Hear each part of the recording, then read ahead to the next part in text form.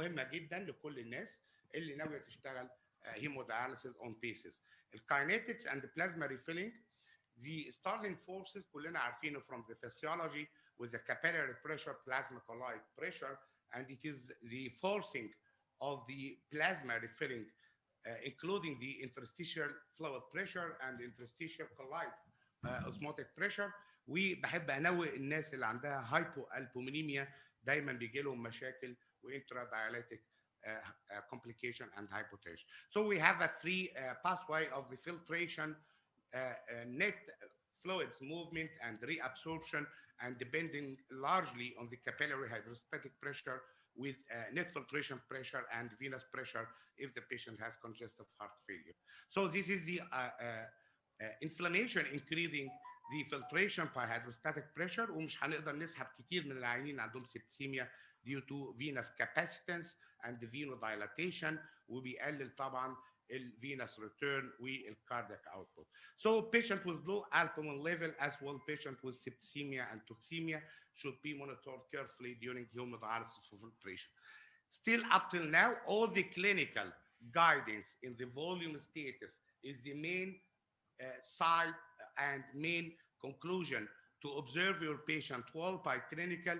You can add some other factors, but mainly the manpower and the dialysis technician should control. So the blood volume monitoring and feedback, one of the highest techniques in hemodialysis prescription, while the blood volume monitoring is either controlled by two issues. One is the hematocrit and the rise of hematocrit during the dialysis session, saying that it's staff to stop the ultrafiltration. وده معروف في الهيموداياليسيس جنريشن اللي بقى لهم 7-8 سنين موجودين التكنولوجي ده، وده اللي بنسميه بلاد فوليوم مونيتورنج او BVM. النقطه الثانيه ساعات بنشوف على البروتوكريتس او البروتين كونتنت لو زادت we have to stop. الاثنين دول مهمين جدا لانها بيدوا حاجه بنسميها feedback control، feedback ما بين البلاد extra corporeal management and the machine ultrafiltration rate او guide. مهمين جدا جدا عشان البلازما ريفيلينج يكون في وجوده يقدر العيان يديني البروبر انترا دايليتيك كنترول.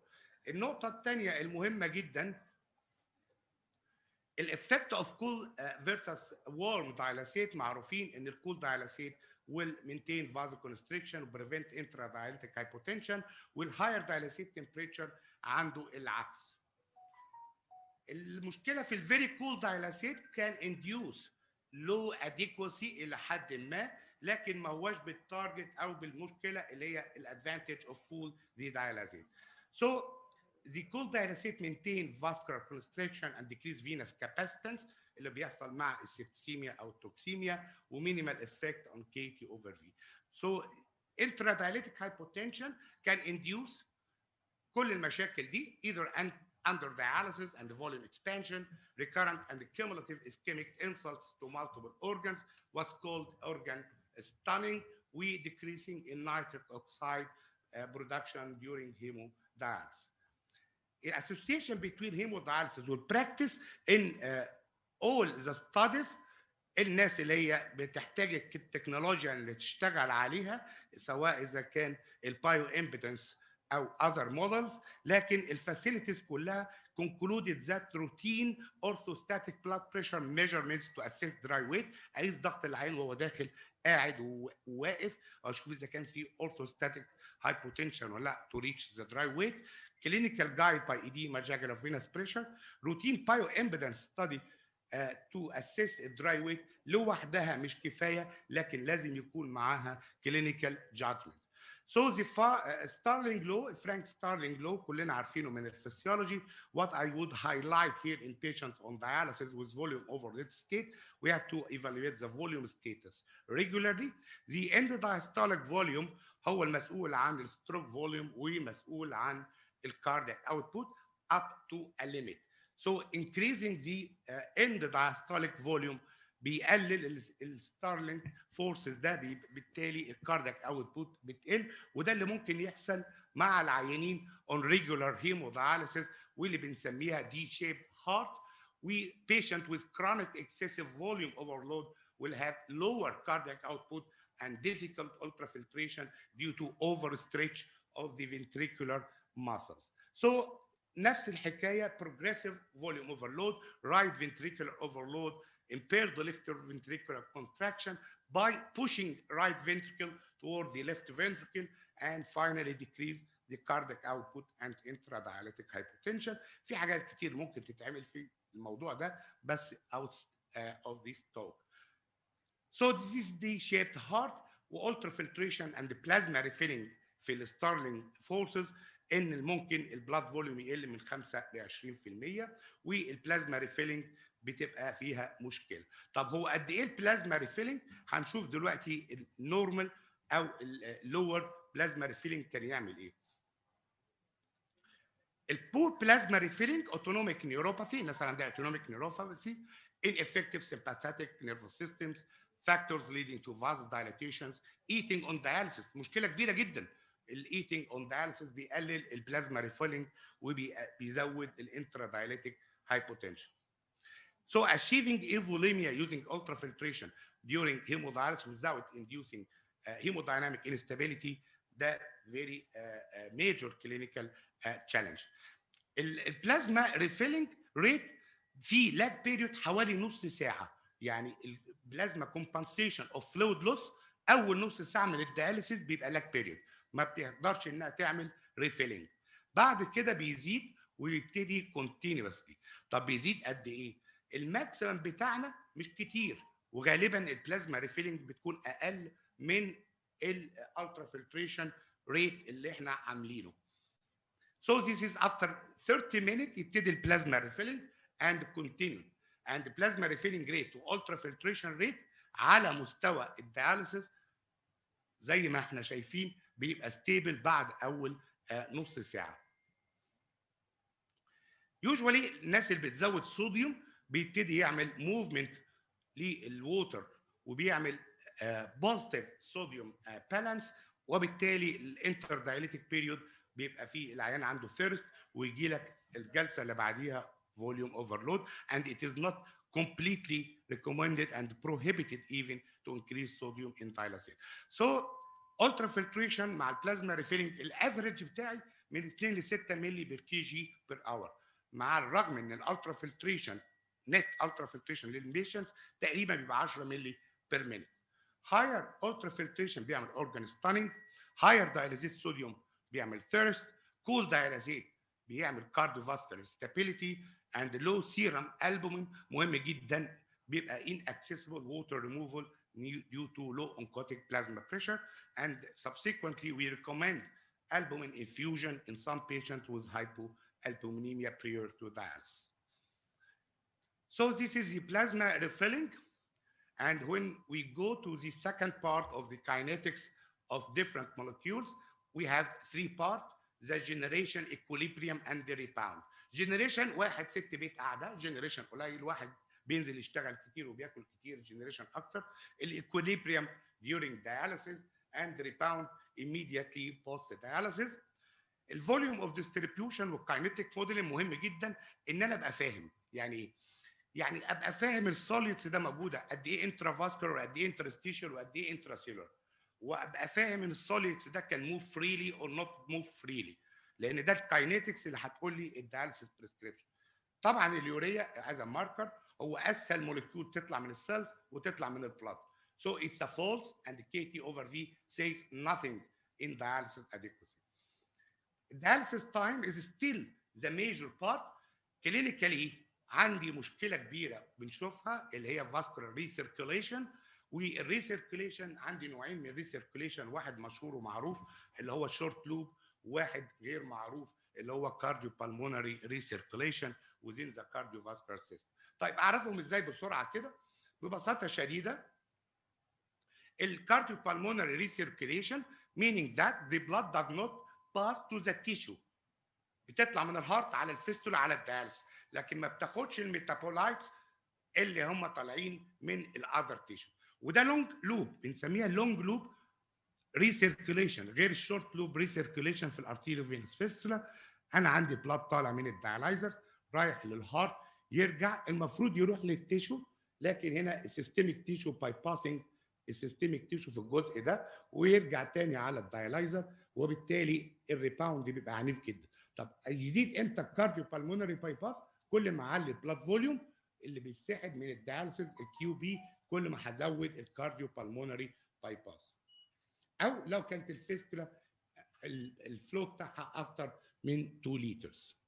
So urea rebound نتيجة access recirculation, cardiopulmonary circulation or poorly accessible compartments. وده كان نتيجته ان احنا بنعمل exercise during dialysis to catch the metabolite from the muscle وان هو يبتدي يزود الاكسسبل compartments مش blood بس. الفاسكولار اكسس ريسيركيليشن زي ما اتفقنا ممكن يبقى من الارتيريو فينوس فيستولا and should not exceed definitely number, while الكارديو بالمونري ريسيركيليشن بتبقى اعنف شديده جدا بالذات في الهاي فلو بلاد فلو.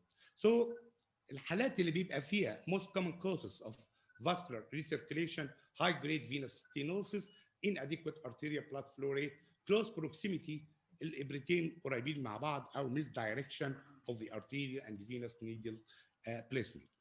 ليها الايكويشن اللي هي البلازما كونسنتريشن والارتيريال سامبل والفينس سامبل، يا اما نعملها عن طريق 3 دوسز 3 سامبل او التو سامبلز اللي احنا بنعملها في عين شمس التخصصي اللي هي التو سامبل ميثود، سهله وبسيطه جدا. بقدر اجيب البريفرال بلاد بعد ما اقلل البلاد فلو، اخد عينه ارتيريال وعينه فينس immediately، وبعد كده اقلل البلاد فلو واخد عينه ثالثه من الارتيريال تمثل البلازما، واطبق المعادله واشوف الريسيركيليشن. وان اوف اور بيشنت في عين شمس التخصصي كان اليوريا ريدكشن ريشيو مهما زودنا الفلتر والتايم ما بيزيدش عن 40%، عملنا لها فاسكولار اكسس ريسيركيليشن طلعت 65%.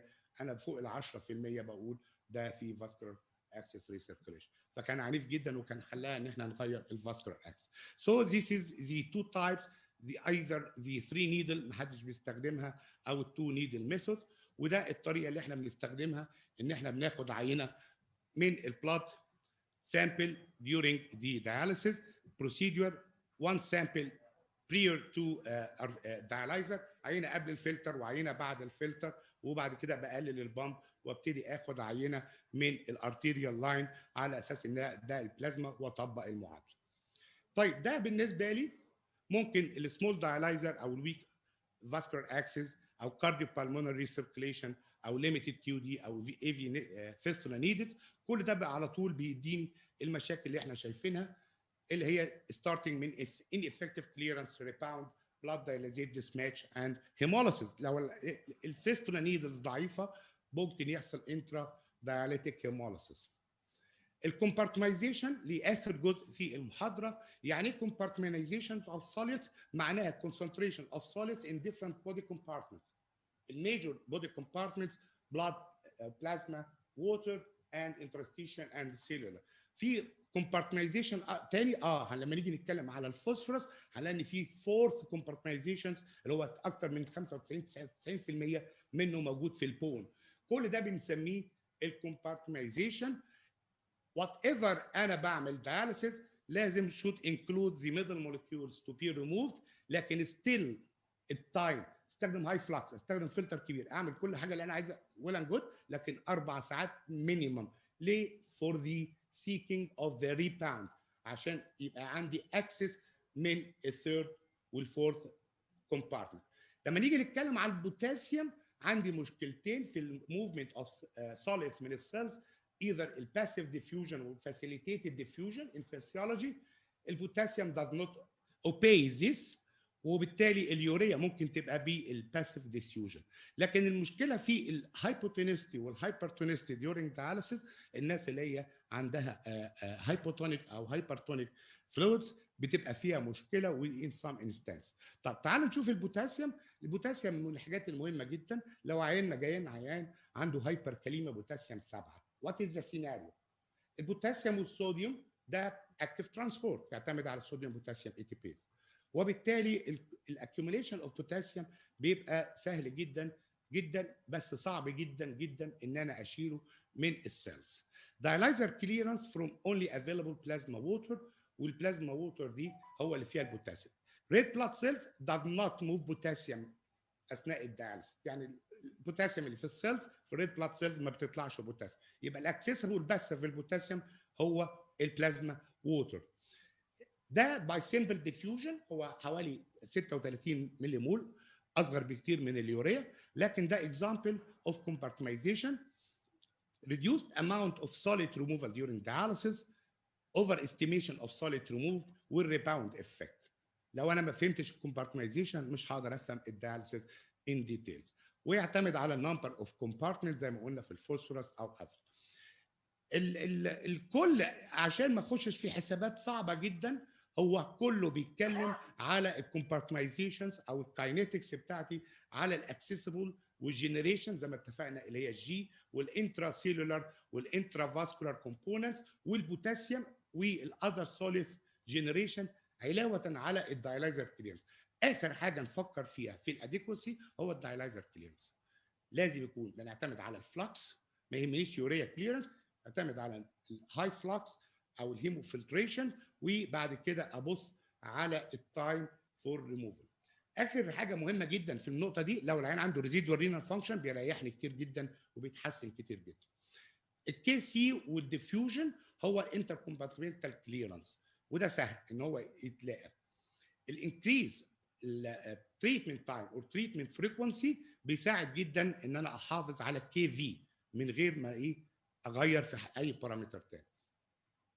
Diffusion from intracellular to blood compartment in kinetic models بيعتمد على الديفيوجن بروسيس من الديالايزر concentration gradient، الفرق ما بين التركيز ما بين البلاد والدايلاسيت، البلاد فلو، السيرفيس اريا، والدايلايزر سبيسيفيكيشن. السيلير ديفيوجن اللي هو بيطلع منه السيلز، اليوراميك توكسينز، الاورجان سيستم وذ هاي بلاد فلو، العضلات او اللي فيها هاي بلاد فلو، السنسيتيف تو هايبوتنشن الكي سي الديفيوجن اندكس من السيلز، البلاد بريشر ستابيليتي، انترا دايركت هايبوتنشن بيقلل الكليرنس. الكومبارتمنتيزيشن اوف سوليدز بتعتمد على التايم، وكل ما ازود التايم كل ما بيتحسن، ولو عملت ماسكولار اكسرسايز كمان بيتحسن.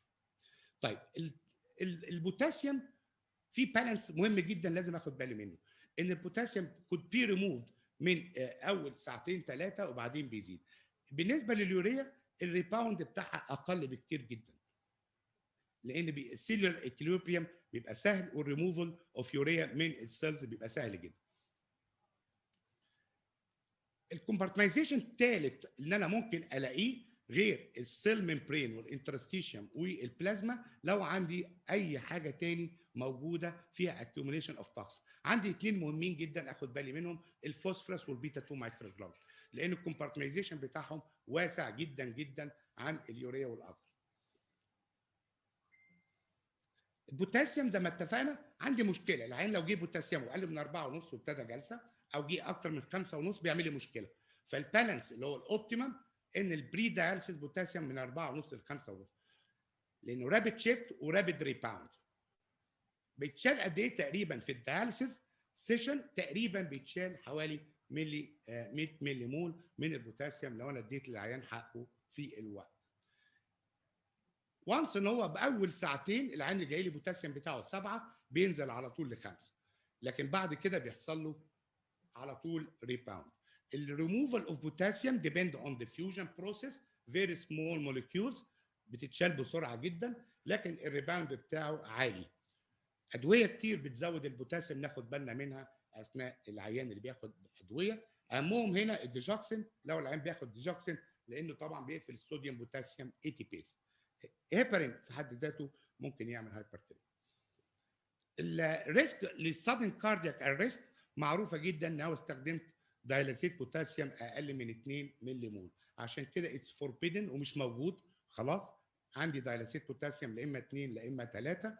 الشيفت بتاعه بيبقى سريع جدا للدايلاسيت في اول ساعتين، لكن الموفمنت بتاعه من الانتراسيلولار كومبارتمنت بيبقى ضعيف جدا جدا، وده المسؤول عن فتره الريباوند. لو البوتاسيوم بتاعي هنا جاي 7 وبعد كده عمل كده، عشان كده كل ما ازود الوقت كل ما ازود البوتاسيوم ريموفل. ليه؟ لانه بديله فرصه من الكومبارتمنتيزيشن. just 2 minutes خلاص انا خلصت.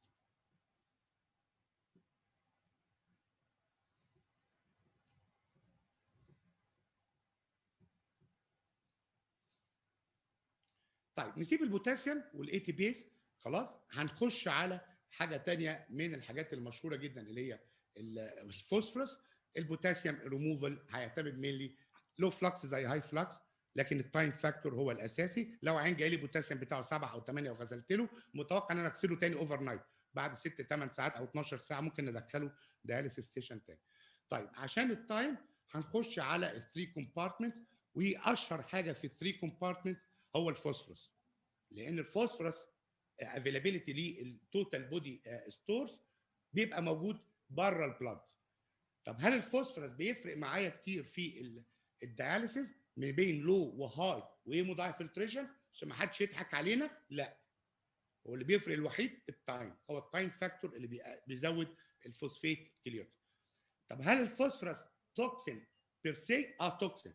كمان لو حطيت عليه مشكله ثانيه، الميتابوليك اسيدوزس، اللو كلوثو ديفيشنسي، الانفلاميشن، الاسيدوزس والهايبر كالسيميا، لو حطيت الخمسه دول مع الهايبر فوسفاتيميا بخش على طول على فاسكولار كالسيفيكيشن. يبقى مهم جدا الاسوشيتد بروبلم. الشورت سيشن والبرولونجد سيشن والفريكوينت هيموداياليسيس والبرولونجد هيموداياليسيس هو ده الحاجه الوحيده اللي اقدر اعمل بيها انترا دايليتيك ريموفال اوف فوسفيت، لان احنا اتفقنا ان هو يعتمد على مالتي كومبارتمنتال ديستريبيوشن اوف فوسفيت، فيري سلو شيفت من السيلز انتو ذا بلازما. اخوها برضو في الموضوع ده هو البيتا 2، وده انواع او كميات الفوسفورس ريموف باللو فلكس والهاي فلكس واونلاين هيموداي فلتريشن. هنلاقي ان الفرق بينهم نجليجابل. تمام؟ كل الموداليتيز ما بتديش الافيكاسي، لكن هو التايم فاكتور لان نتيجه الكومبارتمنتيزيشن. البيتا 2 مايكروجلوبولين برضه بيتبع الثري كومبارتمنتيزيشن، مش بلاد وسيلز بس، لا ده كان عندي تيشو عاليه جدا فيها الفوسفورس وفيها البيتا 2 مايكروجلوبولين، وبالتالي البيتا 2 مايكروجلوبولين ما بين اللو فلكس والهاي فلكس البري داياليسيس بلاقيهم عاليين نتيجه الريباوند او الريموف. وبالتالي الكومبارتمنتيزيشن هو اللي هيفهمني when to do dialysis, what efficacy of dialysis، والاهم منهم ايه البايو ماركر اللي انا اقدر اعمله عشان اشوف الهيمودايليسيس ده اديكوات ولا نوت اديكوات. كل الكلام ده مهم جدا از كاينيتكس، معادلات كتير مش هجيب سيرتها، لكن اخر حاجه بفكر فيها هو الدايلايزر. and thank you very much.